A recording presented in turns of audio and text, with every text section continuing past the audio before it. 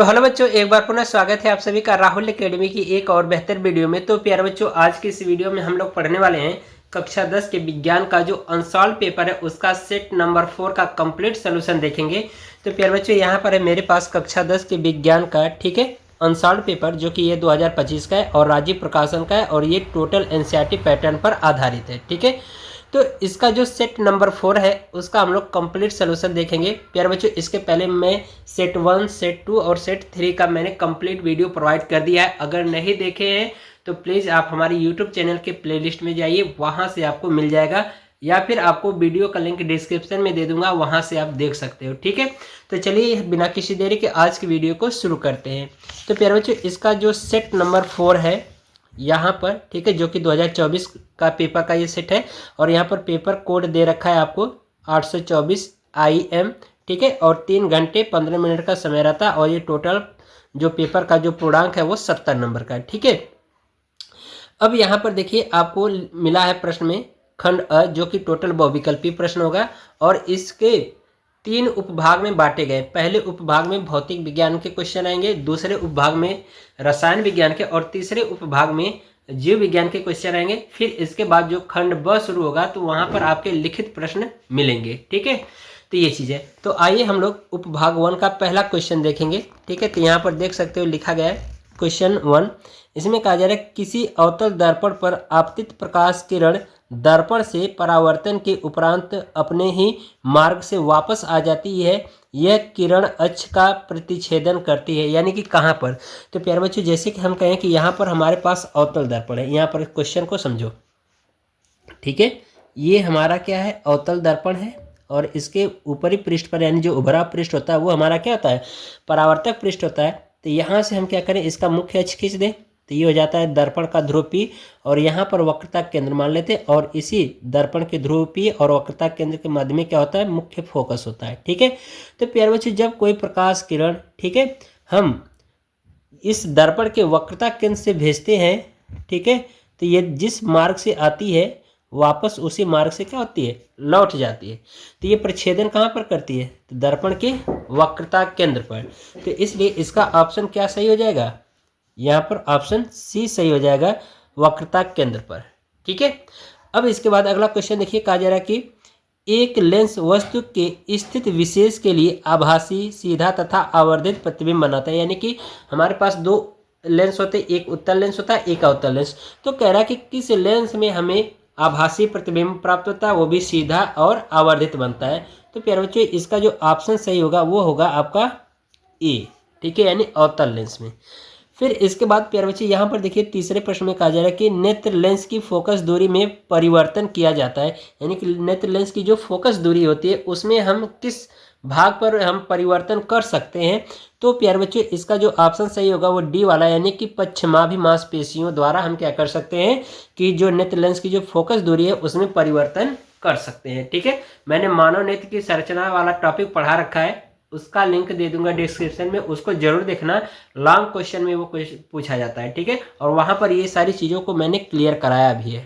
ठीक है, तो ये चीज़ हो गया। अब इसके बाद देखिए चौथे प्रश्न में कहा जा रहा है कि स्वच्छ आकाश के नीले रंग के लिए उत्तरदायी प्रकाशीय घटना है। यानी कि जो हमारा आकाश स्वच्छ और साफ नीला दिखाई देता है तो ये कौन सी प्रकाशीय घटना है। आपको ऑप्शन दे रखा है अपवर्तन, प्रकीर्णन, विवर्तन या परावर्तन। तो इसका ऑप्शन बी सही हो जाएगा, प्रकीर्णन। यानी कि प्रकाश का प्रकीर्णन द्वारा हमें क्या होता है, जो आकाश होता है यानी कि जो आसमान है वह स्वच्छ और नीला दिखाई देता है। ठीक है, चलिए अगला क्वेश्चन देखिए। इसमें 5वें में कहा जा रहा है कि किसी विद्युत बल्ब पर 440 वाट 220 वोल्ट अंकित है। कह रहा बल्ब फिलामेंट का प्रतिरोध होगा। ठीक है, चलिए इस क्वेश्चन को सॉल्व करते हैं। पहले हम लोग क्वेश्चन को समझ लेते हैं बच्चों। ठीक है, क्वेश्चन आपका 5वां है, क्वेश्चन नंबर 5 है आपका। यहाँ पर मान लेते हैं प्यारे बच्चों कि ये हमारा क्या है, एक बल्ब है। ठीक है, मान लो कि ये हमारा क्या है, एक बल्ब है। ठीक है, और इस बल्ब पर यहाँ पर जो भाग है इस पर आपको अंकित किया गया है कि जो इसकी शक्ति है वो 440 वाट है और वोल्टेज क्षमता कितना है, 220 वोल्ट है। ठीक है, ये आपको दे रखा है। तो ये जो फिलामेंट है इसका प्रतिरोध R का मान आपसे प्रश्न में पूछा जा रहा है। ठीक है, तो जो प्यारे बच्चों प्रश्न में मान दिया गया है ना, उसको हम लोग पहले गिवन में नोट कर लेते हैं। तो यहाँ पर लिखेंगे दिया है, दिया है। ठीक है, तो यहाँ पर प्रश्न में आपको दे रखा है इस बल्ब की जो शक्ति है वो 440 वाट का दे रखा है। तो P बराबर कितना हो जाएगा, 440 वाट।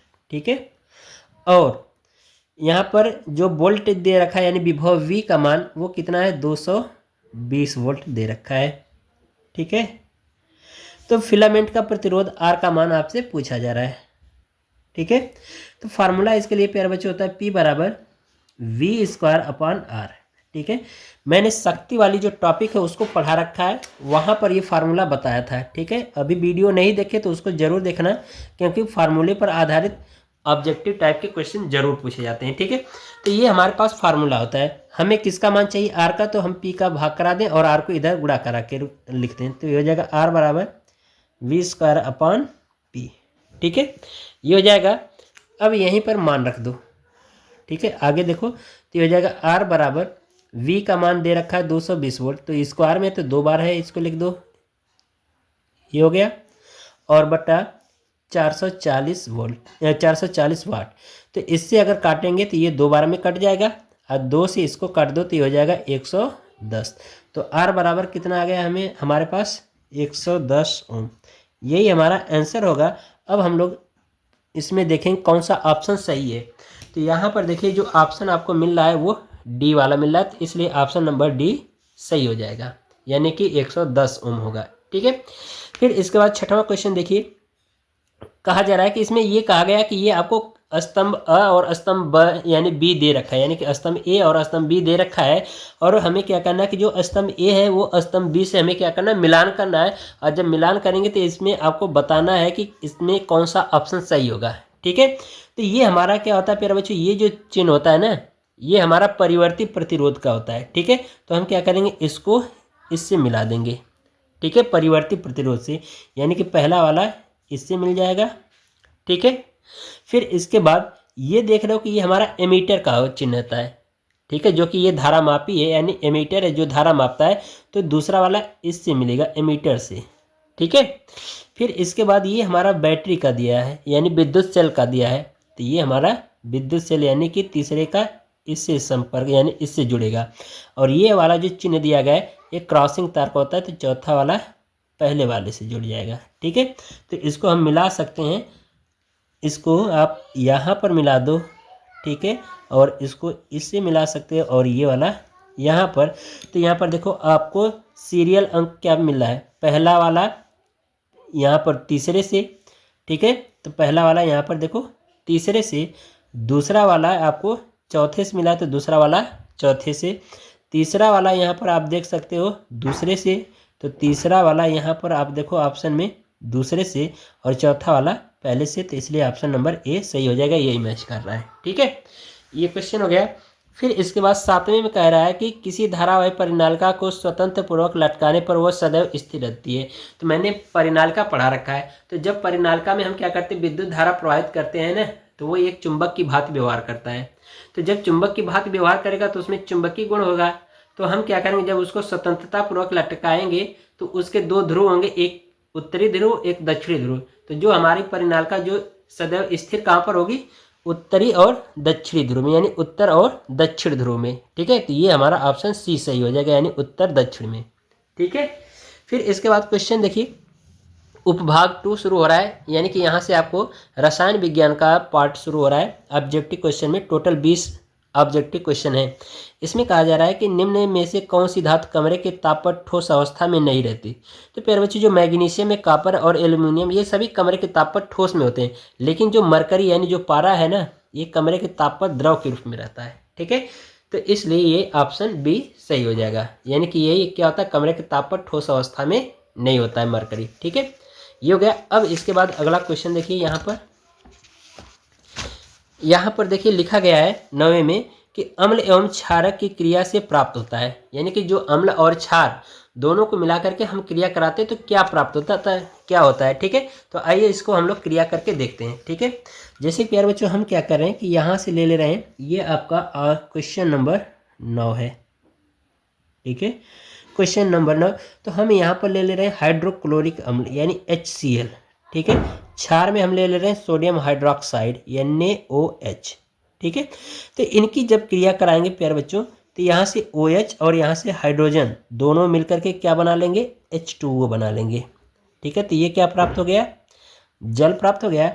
अब बचा है Na और यहाँ से Cl, तो ये दोनों मिलकर के क्या बना लेंगे, NaCl, यानी कि ये हमारा हो गया सोडियम क्लोराइड, ठीक है। इसी को हम, और सोडियम क्लोराइड क्या है, नमक है, और ये कैसा है, लवण होता है। तो हम ये कह सकते हैं कि जो अम्ल है, ठीक है, जो अम्ल है और क्षार जो है, ये दोनों आपस में क्रिया करके लवण और जल बनाते हैं, ठीक है। तो यहाँ पर ऑप्शन आप देखिए लिखा गया है, डी ऑप्शन सही हो जाएगा, लवण तथा जल, ठीक है। ये समझ में आया। अब यहाँ पर कह रहा है कि निम्न अभिक्रिया, ये आपको अभिक्रिया दे रखा है, तो कह रहा है कि इसमें से बताइए किसका ये अभिक्रिया उदाहरण है। तो ये देखो CaCO3 यानी कैल्शियम कार्बोनेट जो है ना, यही टूट करके ये बना है, ठीक है।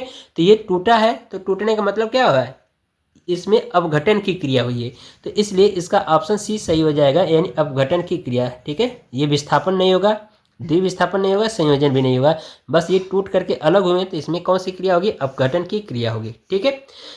11वें में कहा जा रहा है कि श्रृंखलन का गुण किस परमाणु में होता है। तो इसका प्यारे बच्चों आपको ऑप्शन दे रखा है, कार्बन में, नाइट्रोजन में, ऑक्सीजन में, फ्लोरीन में, ये आपको दे रखा है। तो इसमें आपका ऑप्शन A सही हो जाएगा, यानी कार्बन में क्या होता है कि श्रृंखलन का गुण पाया जाता है, ठीक है। अब इसमें कहा जा रहा है कि निम्न में एल्काइन है, ये 4 ऑप्शन दे रखे हैं, आपको इनमें बताना कि ये इसमें से कौन एल्काइन है। तो आइए एल्काइन और एल्कीन ये सभी क्या होते हैं, इनको हम लोग समझ लेते हैं, ठीक है। फिर इसके बाद क्वेश्चन को देखेंगे, ठीक है। यहाँ पर समझो फिर बच्चों, हमारे पास होता है हाइड्रोकार्बन। तो हाइड्रोकार्बन का मतलब ये यौगिक जो हाइड्रोजन और कार्बन से मिलकर के बने होते हैं, वो हमारे क्या होते हैं, हाइड्रोकार्बन होते हैं, ठीक है। बात समझ में आ रही है, हाइड्रोकार्बन, ठीक है। बेसिक्स मैं आपको समझा रहा हूँ, वीडियो को पूरा देखना बच्चों, हर एक चीज़ क्लियर हो जाएगा, ठीक है। तो हमारे पास क्या होता है, हाइड्रोकार्बन के बारे में समझ लेते हैं। तो हाइड्रोकार्बन में प्यारे बच्चों क्या होता है कि जो यौगिक बने होते हैं वो हाइड्रोजन और कार्बन से मिलकर के बने होते हैं। अब ये जो हाइड्रोजन होते हैं ना, ये 2 भाग में बटे होते हैं, ठीक है, इनको 2 भाग में बांटा गया है। तो एक होता है संतृप्त हाइड्रोकार्बन, संतृप्त हाइड्रोकार्बन, ठीक है, संतृप्त हाइड्रोकार्बन, ठीक है। और दूसरा जो बटा होता है वो होता है असंतृप्त हाइड्रोकार्बन, ठीक है, असंतृप्त हाइड्रोकार्बन, ठीक है। ये चीज आपको समझ में आ रहा है। अब इसमें संतृप्त और असंतृप्त क्या है, इसमें आप समझो, जो संतृप्त हाइड्रोकार्बन प्यारे बच्चों होता है, इसमें जो कार्बन कार्बन जो परमाणु होते हैं, यानी कार्बन कार्बन परमाणु के बीच में सिंगल बॉन्ड बना होता है, यानी कि इन कार्बन परमाणुओं के बीच में क्या होता है, सिंगल बॉन्ड बना होता है। तो ये हमारा क्या होता है, संतृप्त हाइड्रोकार्बन होता है, और इसी को हम कहते हैं एल्केन, ठीक है। बात समझ में आ रही है। अब असंतृप्त हाइड्रोकार्बन प्यारे बच्चों जो होता है ना, इसको 2 भागों में वर्गीकृत किया गया है। पहला जो होता है एल्कीन, ठीक है, एल्कीन, और दूसरा होता है एल्काइन, एल्काइन। अब एल्कीन और एल्काइन का पहचान क्या है, तो एल्कीन में क्या होता है प्यारे बच्चों कि जो कार्बन कार्बन जो परमाणु होते हैं, इनके बीच में डबल बॉन्ड बना होता है, ठीक है। ये इसकी पहचान है एल्कीन का, यानी कार्बन कार्बन परमाणुओं के बीच में क्या होता है, डबल बॉन्ड बना होता है, तो वो हमारा एल्कीन समूह होता है। और एल्काइन में क्या होता है, कार्बन कार्बन परमाणुओं के बीच में ट्रिपल बॉन्ड बना होता है, तो ये हमारा एल्काइन होता है।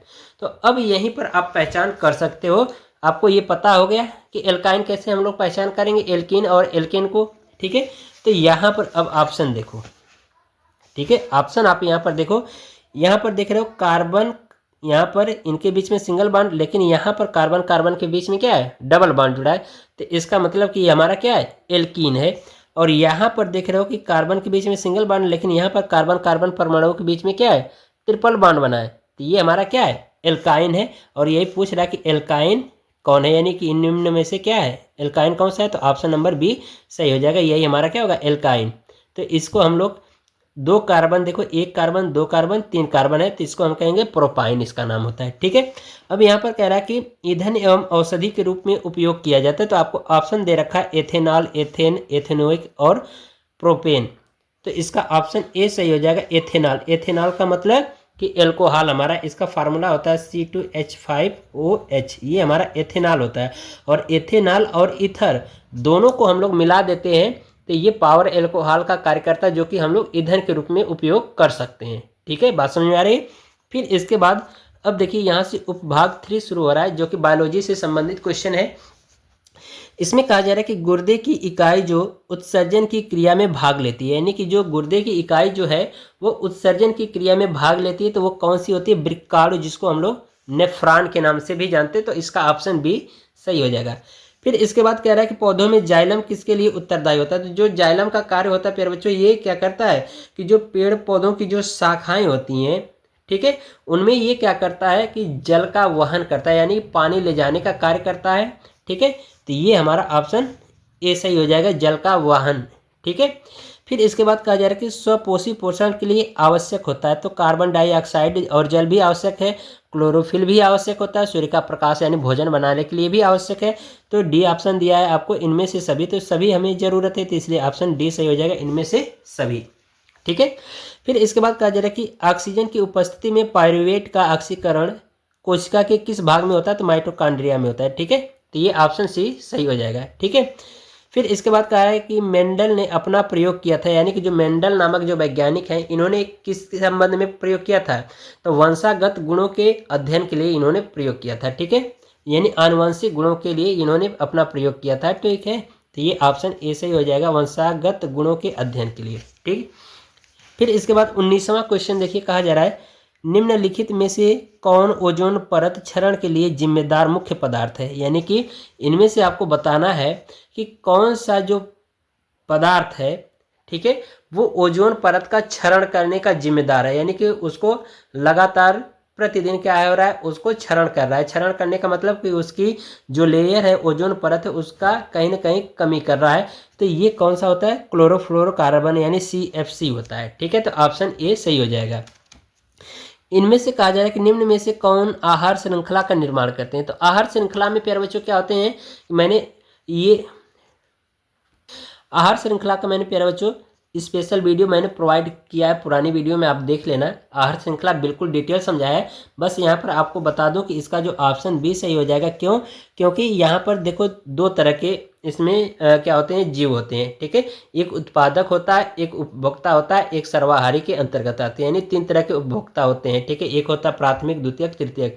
तो यहाँ पर जो घास है उत्पादक है, तो घास को कौन खाएगा? यहाँ से बकरी खाएगी। ठीक है, अब यहाँ पर बकरी को कौन खाएगा? मानव। तो ये देख रहे हो एक आहार श्रृंखला बना रहे हैं, तो यही आपका ऑप्शन सही हो जाएगा। अब ये क्यों नहीं हो रहा है? क्योंकि ये घास है, गेहूं है, आम, तो ये एक दूसरे को नहीं खाएंगे, तो ये भी ऑप्शन आपका गलत हो जाएगा। बकरी, गाय, हाथी, तो जो बकरी है, ठीक है, गाय और हाथी ये भी एक दूसरे को नहीं खाते, तो इसलिए ये भी ऑप्शन गलत। यहाँ पर देखो घास है, मछली, हाथी, तो यहाँ पर देखो जो मछली है ये घास को खाती है, लेकिन हाथी क्या होगी? मछली को थोड़ी खाएगी, तो इसलिए ऑप्शन ये गलत हो जाएगा। इसलिए इसका ऑप्शन बी सही होगा, क्योंकि ये एक दूसरे से जुड़े हुए श्रृंखला में है। ठीक है, तो इस तरह से क्वेश्चन आपके 20 जो ऑब्जेक्टिव टाइप के थे वो कंप्लीट होते हैं। अब इसके बाद अगला जो क्वेश्चन है हमारा खंड ब, वर्णनात्मक प्रश्न है। इसका उपभाग 1 शुरू हो रहा है, कह रहा है कि प्रकाश अपवर्तन की घटना को समझाइए, यानी कि जो प्रकाश के जो अपवर्तन की जो घटना है उसको हमें समझाना है। तो पहले हम लोग जान लेते हैं कि प्रकाश का अपवर्तन क्या होता है। तो मैंने प्रकाश का अपवर्तन, परावर्तन सारी वीडियो मैंने प्रोवाइड कर दिया है। ठीक है, बस आप हमारे YouTube चैनल के प्लेलिस्ट में जाइए, सारी वीडियो आपको एक क्रम से मिल जाएगी, आप एक एक करके पूरा डिटेल अध्ययन कर सकते हो। लेकिन फिर भी आपको यहाँ पर मैं पढ़ा रहा हूँ तो आपको समझा दे रहा हूँ। तो प्रकाश का अपवर्तन क्या होता है प्यारे बच्चों कि इसके लिए हमारे पास क्या होते हैं, 2 माध्यम होने चाहिए। तो मान लेते हैं ये हमारा एक पृष्ठ है जो कि दोनों माध्यमों को अलग करता है। तो मान लेते हैं हमारा ये विरल माध्यम है, ठीक है, विरल माध्यम, और ये कैसा है, नीचे का सघन माध्यम है। ठीक है, सघन माध्यम।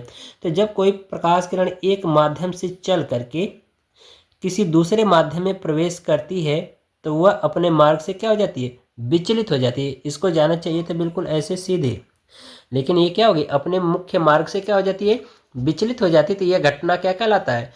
अपवर्तन कहलाता है। अब यहाँ पर जो अपवर्तन के जो उदाहरण है ना प्यारे बच्चों, इसको हमें समझाना है। तो जैसे कि हम कह दें, पहला जो हमारा उदाहरण हो जाएगा इंद्रधनुष है, इंद्रधनुष, ठीक है। इंद्रधनुष भी हमारा क्या है? एक अपवर्तन का उदाहरण है, ठीक है। कैसे यहाँ पर इंद्रधनुष बनती? क्योंकि प्यारे बच्चों जब बारिश होता है ना, तो ये जल की बूंदें हमारी क्या होती है? गिरती हैं, और जहाँ से बारिश शुरू होती है तो इसके जस्ट विपरीत दिशा में क्या होता है? सूर्य होता है। तो अब ये सूर्य की किरणें जब इस जल की बूंद से होकर के गुजरती है ना, तो ये जल की बूंद क्या होती है? एक प्रिज्म की कार्य करती है, यानी एक प्रिज्म की भांति व्यवहार करती है। और ये श्वेत प्रकाश किरण जब जल से होकर के गुजरती है तो यही अपने 7 रंगों में क्या हो जाती है? बट जाती है, जिससे हमें आसमान में 7 रंगों की पट्टियां दिखाई देती है, और उन पट्टियों को ही हम क्या कहते हैं? इंद्रधनुष कहते हैं। तो ये भी हमारा क्या होता है? अपवर्तन का उदाहरण है, ठीक है।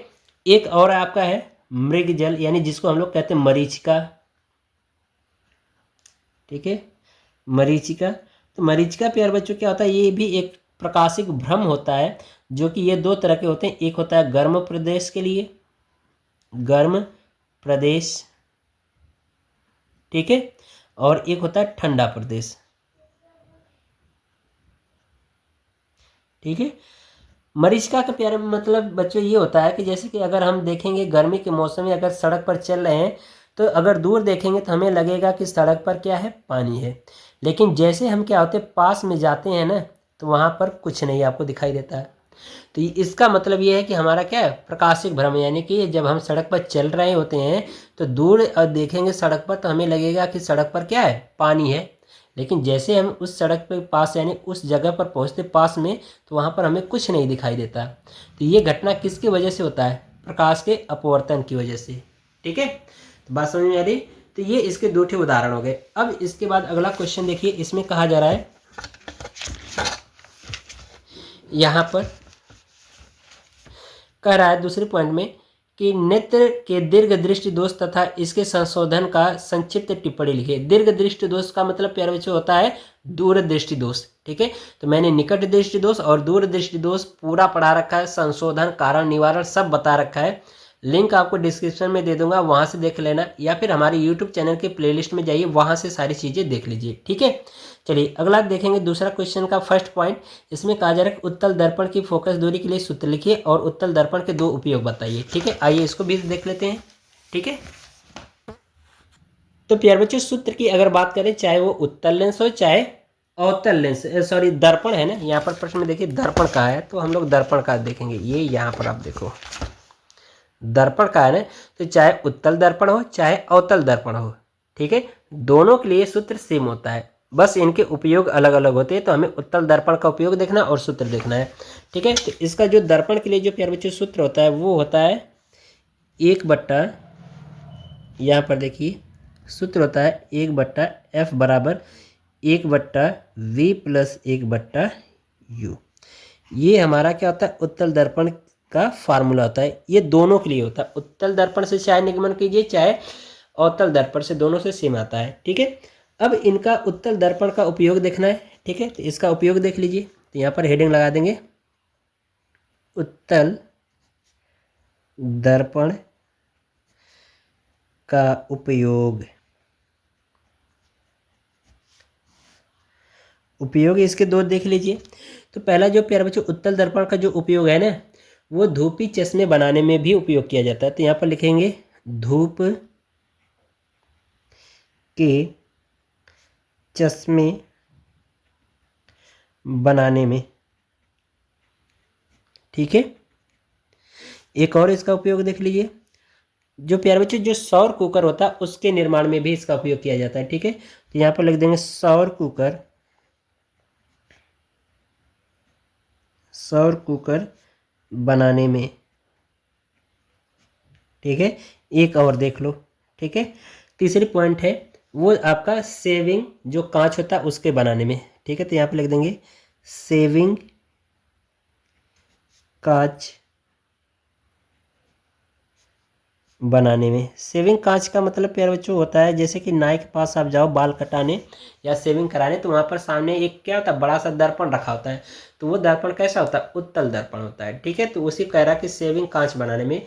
तो ये इसके 2 उपयोग पूछा था, हमने 3 बता दिया। अब आपको तीनों में से जो याद रहे उसको याद कर लेना। इंपॉर्टेंट पॉइंट है, पूछा जाता है आपके ऑब्जेक्टिव क्वेश्चन में भी और आपके लिखित प्रश्न में भी पूछा जाता है। ठीक है, अब इसके बाद यहाँ पर देखिए अगला क्वेश्चन है, उसी दूसरे क्वेश्चन का दूसरा पार्ट है। कह रहा है कि 2 सेंटीमीटर लंबी वस्तु 20 सेंटीमीटर फोकस दूरी के उत्तल लेंस के मुख्य अक्ष के लंबवत रखी है।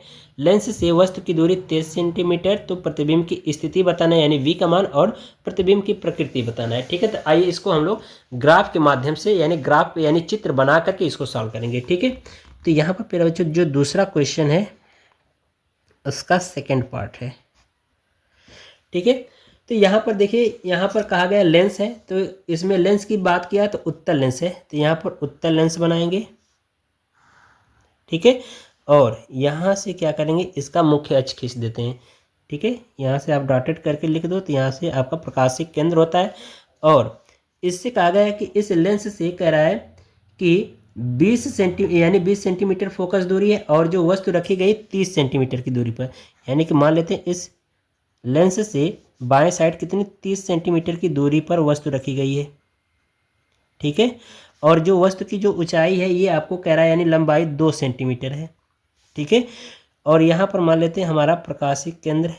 ठीक है, तो यहाँ से देखो प्रकाश किरण होकर के जाएगी, तो ये मुख्य फोकस से होकर के जाएगी।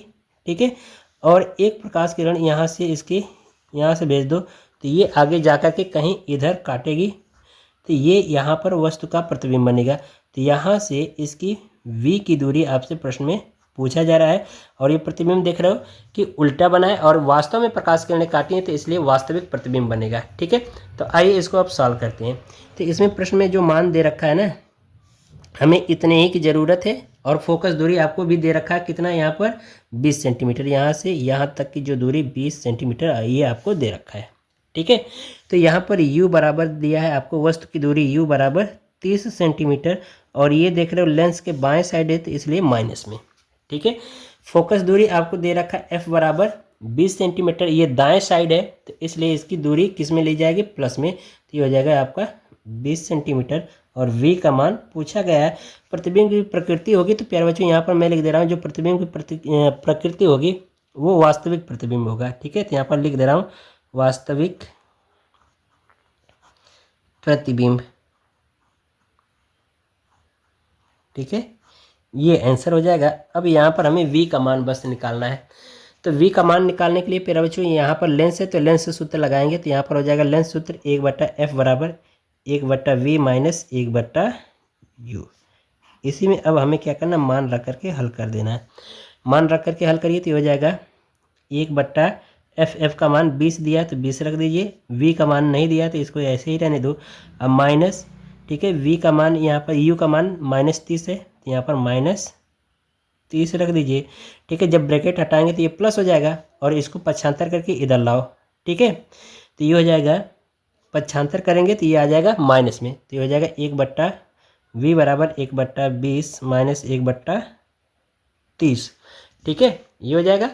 अब इसके बाद आगे यहाँ पर देखिए, तो ये हो जाएगा 1/v बराबर, इनका क्रॉस गुणा करा दो, तो ये हो जाएगा 30 माइनस 20/600 हो जाएगा। ठीक है, तो 1/v बराबर ये हो जाएगा आपका 10/600।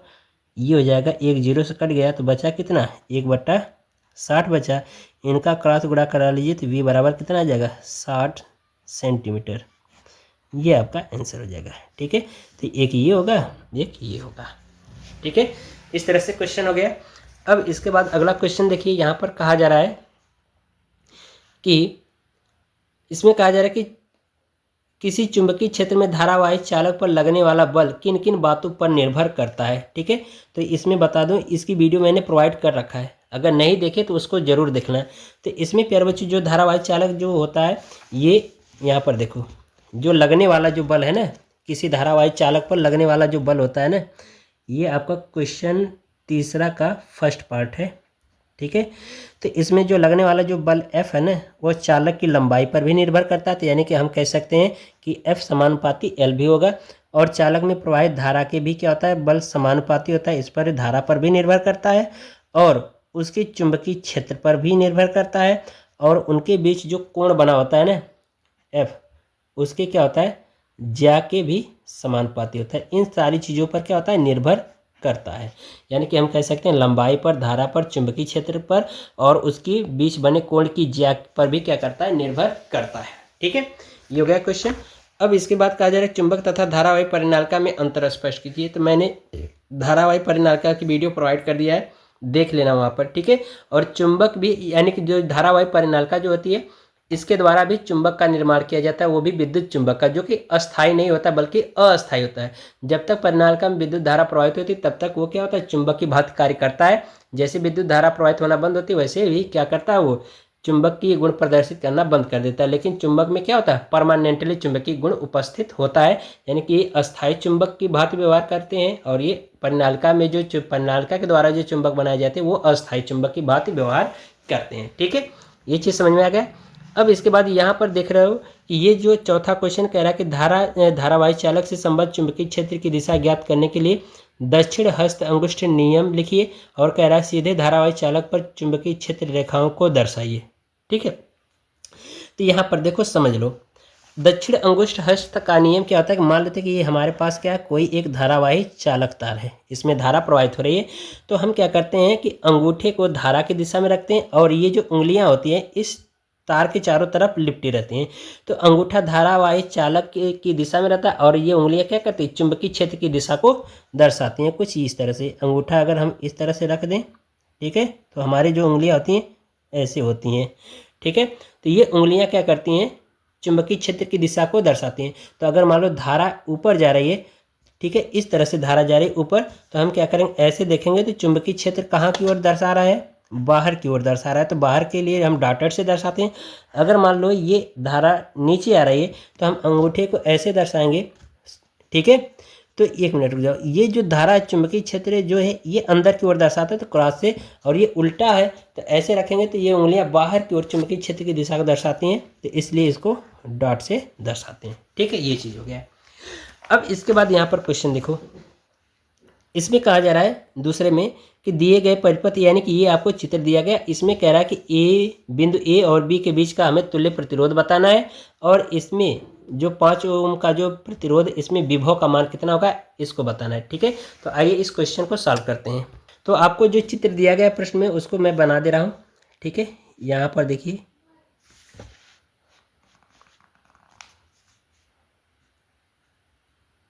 ये आपको प्रश्न में चित्र दे रखा है।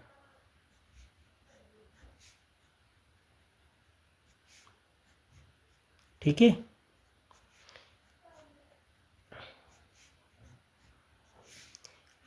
इनके बीच में 6 वोल्ट की बैटरी लगी है। ठीक है, और यहाँ पर प्रतिरोध 4 ओम है, यहाँ पर भी 4 ओम है, यहाँ पर 5 ओम है और यहाँ पर 10 ओम के प्रतिरोध जुड़े हैं। ठीक है, और यहाँ पर बिंदु ए है और ये बी है, इनके बीच का तुल्य प्रतिरोध पूछा जा रहा है। इस टाइप के क्वेश्चन प्यारे बच्चों आपके बोर्ड के एग्जाम में हमेशा पूछे जाते हैं। तो आइए इसको सॉल्व करते हैं। पहले ए बी के बीच का तुल्य प्रतिरोध ज्ञात करेंगे। तो यहाँ पर लिखेंगे, तो यहाँ पर देख रहे हो कि जो 4 ओम और ये 4 ओम दोनों क्या समांतर क्रम में जुड़े हैं, तो इनका प्रतिरोध निकालो, तुल्य प्रतिरोध। ठीक है, तो आपको लिखना है 4 ओम तथा 4 ओम के प्रतिरोध समांतर क्रम में जुड़े हैं, अतः इनका तुल्य प्रतिरोध कितना हो जाएगा, मान लेते हैं R1 हो, तो ये हो जाएगा R1 बराबर फार्मूला होता है 1/, यहाँ पर R/, ये आपका फार्मूला होता है इसका। ठीक है, मैंने यहाँ पर R मान लिया, अगर इसको R मैं मानूँ तो होता है 1/R1 + 1/R2, ये समांतर क्रम का फार्मूला होता है। ठीक है, तो मैं मान लेता हूँ कि ये तुल्य प्रतिरोध कितना हो, R1 हो, तो यहाँ पर इसका मान रख दो, तो हो जाएगा कितना 1/4 + 1/4, इनको जोड़ दीजिए। ठीक है। तो ये हो जाएगा, ये भी 1/, में होगा, तो 1/R1 बराबर ये हो जाएगा 2, ये हो जाएगा आपका 4 और ये हो जाएगा 2, तो 2 एकम 2, 2 दूना के 4, ये हो जाएगा 1/2, यानी कि R1 का मान कितना आ गया, 2 ओम। ठीक है। अब यहाँ पर देखो 5 ओम का जो प्रतिरोध है श्रेणी क्रम में इसके जुड़ जाएगा, तो इसको जोड़ दीजिए। अगर मान लें ये R2 हो जाए तो ये हो जाएगा 5 + 2, तो R2 का मान कितना आ गया, 7 ओम आ गया। ठीक है। अब इसके बाद ये 10-10 ओम के समांतर क्रम में जुड़े हैं, तो इसको मान लो R3, तो 1/10 + 1/10, तो इसको हल कर लीजिए। R3 बराबर हो जाएगा आपका कितना, 10/2 हो जाएगा। इसको 2 से काट दो, 2 एकम 2, 2 पच्चे 10, क्रॉस गुणा करा देंगे तो R3 का मान कितना आ जाएगा, 5 ओम। अब ये R1 ये देख रहे हो सभी, अब क्या है, ये टोटल हमारा जो इसका तुल्य प्रतिरोध आया कितना, 7 ओम आया, और ये कितना आया इसका, 5 ओम आया। तो दोनों को जोड़ दो तो तुल्य प्रतिरोध आर यानी इक्विवेलेंट प्रतिरोध यानी कितना हो जाएगा, 7 + 5 बराबर 12 ओम। ये आंसर हो गया है ए बी के बीच का तुल्य प्रतिरोध। ठीक है। अब इसके बाद पूछा गया है कि इस 5 ओम का जो प्रतिरोध है इसमें विभव का मान कितना होगा। तो इसका मान ज्ञात करने के लिए हमें क्या ज्ञात करना होगा, धारा का मान। तो परिपथ में प्रवाहित धारा का मान निकालो। तो धारा I बराबर V/R से। ठीक है। तो यहाँ पर I का मान निकालिए, V का मान दे रखा है आपको 6 वोल्ट। ठीक है। और R का मान कितना है, 12। तो भाग कर देंगे 6 एकम 6, 6 दूना के 12, यानी कि I बराबर आपका आ गया कितना, 1/2 एम्पियर। ठीक है। अब 5 ओम के प्रतिरोध में विभव का मान निकाल लो। तो ओम के नियम से V बराबर I × R से। ठीक है। तो V बराबर I का मान 1/2 और R का मान 5, इसका भाग कर दो 2.5, तो V बराबर आ जाएगा 2.5 वोल्ट। ये आपका आंसर हो जाएगा। ठीक है। इस तरह के क्वेश्चन आपके बोर्ड के एग्जाम में जरूर पूछे जाते हैं। अब यहाँ पर देखिए ये क्वेश्चन आप स्वयं कर लीजिए, ये वाला क्वेश्चन मैंने करा रखा है। ठीक है। वीडियो का लिंक डिस्क्रिप्शन में मिल जाएगा, उसको देख लेना, या फिर यूट्यूब चैनल के प्लेलिस्ट में जाइए। ठीक है, वहाँ से इसको देख सकते हो। ठीक है। फिर इसके बाद यहाँ पर देखिए IUPAC नाम इसमें बताना है। ठीक है। तो ये देख रहे हो 3 कार्बन है और तीनों के कार्बन के बीच में क्या है, सिंगल बॉन्ड है। तो इसका मतलब ये हमारा क्या है, एल्केन है। ठीक है। तो 3 कार्बन को हम क्या कहते हैं, प्रोपेन, और इसमें ब्रोमीन जुड़ा है, तो इसका नाम हो जाएगा 1 ब्रोमो प्रोपेन। ठीक है। ये इसका IUPAC नाम हो जाएगा। ये यहाँ पर देख रहे हो हमारा कार्बोक्सिलिक अम्ल का क्रियात्मक समूह जुड़ा है, तो इसमें हम क्या जोड़ते हैं, ओइक जोड़ते हैं। ठीक है।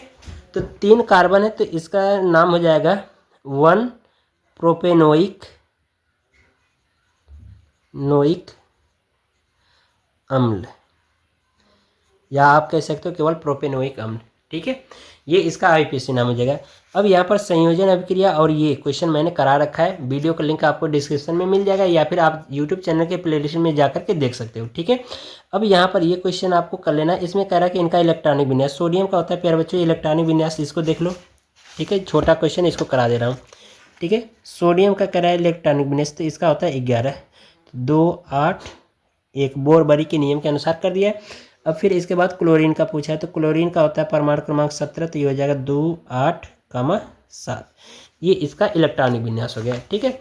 अब ये क्वेश्चन जो है समीकरण को संतुलित करना है, इसको आप देख लो। ये दिया है आपको 6वें का बी क्वेश्चन, दिया है आपको Fe सॉलिड अवस्था में है प्लस H2O, ये आपका गैसीय, ये जल होना चाहिए प्यारे बच्चों। H2O तो गैस कहाँ होता है, जल होता है। ठीक है। और फिर इसके बाद ये हो जाएगा एरो Fe3O4 सॉलिड में, और प्लस H2 जो है ये आपको दे रखा है गैस में। ठीक है। तो यहाँ पर गैस हो जाएगा। इसको कह रहा है संतुलित करिए। तो संतुलित करने के लिए यहाँ पर देखिए Fe 1 है, तो यहाँ पर 3 है, तो इसको संतुलित करने के लिए यहाँ पर 3 से गुणा कर दो, 3 हो गया। अब यहाँ पर ऑक्सीजन देखो 1 है, यहाँ पर ऑक्सीजन कितने 4 हैं, तो इसमें हम क्या करें 4 से गुणा कर दे, तो ऑक्सीजन 4 हो गया। अब यहाँ पर हाइड्रोजन देखो 4 दूना के 8 हाइड्रोजन हो गए, तो यहाँ पर 4 से गुणा कर दो, तो ये 8 हाइड्रोजन हो गए, संतुलित हो गया। फिर इसके बाद ये क्वेश्चन देखिए, कह रहा है C6H12O6 aqueous plus O2 AQ, ये दे रखा है एरो CO2 AQ में दे रखा है, एक्वस है, और प्लस H2O जो है लिक्विड में आपको दे रखा है। ठीक है। तो इसको कह रहा है संतुलित करके बताइए। तो इसका संतुलन देखो, कार्बन की संख्या कितनी यहाँ पर 6 है, यहाँ पर कार्बन कितना है 1 है, तो यहाँ पर 6 से गुणा कर दो। अब यहाँ पर देखो, यहाँ पर ऑक्सीजन देखो प्यारे बच्चों कितना हो गया 12 ऑक्सीजन हो गए। या फिर यहाँ पर एक चीज़ और देखो, हाइड्रोजन यहाँ पर कितना है 2 है, और यहाँ पर हाइड्रोजन कितना है 12, तो यहाँ पर 6 से गुणा कर दो, हाइड्रोजन 12 हो गया। अब इधर देखो ऑक्सीजन कितने हो गए 6 ऑक्सीजन, 6 दूना के 12 ऑक्सीजन इधर, और 6 एकम 6 यानी 12 और 6 18 ऑक्सीजन हो गए। ठीक है, यहाँ पर चेक कर लो, यहाँ पर 6 ऑक्सीजन, यहाँ पर 2 ऑक्सीजन है, तो यानी कि 8 ऑक्सीजन है। तो इसको हमें 12 करना है, तो यहाँ पर क्या करो 6 से गुणा करा दो, तो ये 6 दूना के 12 ऑक्सीजन हो गए, और यहाँ पे 6 ऑक्सीजन, तो इसको जोड़ दो तो 18, यानी कि ये देख रहे हो बराबर, यानी कि यहाँ पर 6 का गुणा, यहाँ पर भी 6 का, और यहाँ पर भी 6 का गुणा करा दीजिए, समीकरण संतुलित हो गया। ठीक है, अब इसके बाद अगला क्वेश्चन देखेंगे। यहाँ पर कह रहा है कि अम्लीय वर्षा पर संक्षिप्त टिप्पणी लिखिए। तो प्यारे बच्चे, जो अम्लीय वर्षा होती है ना, जो हमारे वायुमंडल में क्या होता है कि नाइट्रोजन, ठीक है, और सल्फर, जो सल्फर ऑक्साइड होता है, ठीक है, यानी सल्फर का ऑक्साइड, यानी कि नाइट्रोजन और सल्फर का ऑक्साइड, ये क्या होते हैं हमारे वायुमंडल में उपस्थित होते हैं। और जब ये बारिश होती है ना, तो बारिश होती है तो ये सल्फर और जो नाइट्रोजन, यानी सल्फर के ऑक्साइड और नाइट्रोजन, ये दोनों जल से क्रिया करके क्या बना लेते हैं, सल्फ्यूरिक अम्ल H2SO4 बना लेते हैं। ठीक है, और नाइट्रिक अम्ल बना लेते हैं, यानी HNO3 बना लेते हैं। तो ये हमारे क्या होते हैं, सल्फ्यूरिक अम्ल और HNO3 जल से क्रिया करके, यानी कि ये जो नाइट्रोजन और जो सल्फर ऑक्साइड के, जो सल्फर के ऑक्साइड होते हैं, ये जल से क्रिया करके यानी H2SO4 और नाइट्रिक अम्ल बना करके ये क्या होते हैं, बारिश के रूप में हमारे पृथ्वी पर आते हैं, जो कि जिस पर ये गिरते हैं वस्तुओं पर, उनको क्या करते हैं, ये प्रभावित करते हैं। ठीक है, तो यही हमारा अम्लीय वर्षा होता है। ठीक है, आइए अगला क्वेश्चन देखते हैं। अगला क्वेश्चन है प्यारे बच्चों, तन्यता एवं आघातवर्ध्यता का बताना। तो तन्यता का मतलब होता है कि जब धातुओं को हम कितना लंबा खींच सकते, तान सकते हैं, वो तन्यता का गुण होता है। आघातवर्धनीयता का मतलब कि हम धातुओं को पीट कर सके, यानी कि किन किन धातुओं को पीटा जा सकता है, तो वो उनकी क्या होती है, आघातवर्धनीयता होती है। मिश्र क्या होता है कि जो प्यारे बच्चों, ये जब हम कपड़े धुलते हैं तो जो कपड़े से जो गंदगी निकलती है ना, वो क्या होती है, मिसल के रूप में होती है। तो यही हमारा मिसल होता है। बाकी ये वीडियो जो है आपको डिटेल प्रोवाइड हो जाएगी। ठीक है, संक्षारण क्या होता है, यानी कि संक्षारण का मतलब होता है धातुओं पर जंग लगना। तो जो धातु होते हैं ये क्या होते हैं, जैसे आर्द्र या नमी वाली वस्तु के स्थान पर इनको रख दिया जाए, तो ये धातु उस नमी यानी कि आर्द्र, जो उपस्थित आर्द्रता जो होती है, उससे क्रिया करके क्या होते हैं, अपने ऊपर एक भूरे रंग की परत जमा लेते हैं, जिसको हम क्या कहते हैं, जंग कहते हैं। और ये क्या होता है, धीरे धीरे वस्तुओं को गला करके नष्ट कर देता है। ये हमारी संक्षारण की प्रक्रिया होती है। तो इसको बचाने के लिए हमारे पास कई विधियाँ होती हैं, जैसे कि धातु पर हम क्या करते हैं, इलेक्ट्रोप्लेटिक करके, यानी कि उसके ऊपर किसी अन्य धातु का कवर चढ़ा देते हैं, या फिर अगर किसी धातु से पर जंग लग रही है तो उस पर ग्रीस या तेल लगा करके भी बचाया जा सकता है। या फिर उसके ऊपर हम क्या करते हैं, पेंट का उपयोग कर देते हैं, जिसकी वजह से ये संक्षारण नहीं होता है। ऊष्माक्षेपी ऊष्माशोषी अभिक्रिया क्या होती है, तो प्यारे बच्चों, ऊष्माक्षेपी का मतलब कि ऐसी अभिक्रिया जिसमें ऊष्मा मुक्त होती हो। जैसे कि हम कहें कि जैसे कि मान लेते मेथेन है, ठीक है, या कार्बन और ऑक्सीजन की क्रिया कराया जाए, तो ये जल करके क्या बनाते हैं, कार्बन डाइऑक्साइड, और इनसे क्या होती है, ऊष्मा मुक्त होती है। और ऊष्माशोषी का मतलब होता है ऐसी अभिक्रिया जिसमें ऊष्मा को अवशोषित किया जाता है, तो वो ऊष्माशोषी अभिक्रिया होती है। ठीक है, बाकी ये तंत्रिका कोशिका यानी न्यूरॉन, इसकी वीडियो मैं आपको अलग से प्रोवाइड कर दूंगा। ठीक है, बाकी इन सभी क्वेश्चन को आप लोग देख लीजिए, अपने तरीके से इसको सॉल्व कर लीजिएगा। ठीक है, थ्योरेटिकल पार्ट है, आप देख लेना। ठीक है, तो इस तरह से प्यारे बच्चों जो आज की हमारी वीडियो है वो कंप्लीट होती है। आशा करते हैं आपको हर एक चीज़ समझ में आया होगा। यदि प्यारे बच्चों ये वीडियो पसंद आई हो तो वीडियो को लाइक करिए, और साथ ही साथ चैनल को सब्सक्राइब करना न भूलिए। मिलते हैं अगली वीडियो में, तब तक के लिए गुड बाय, थैंक यू, जय हिंद बच्चों।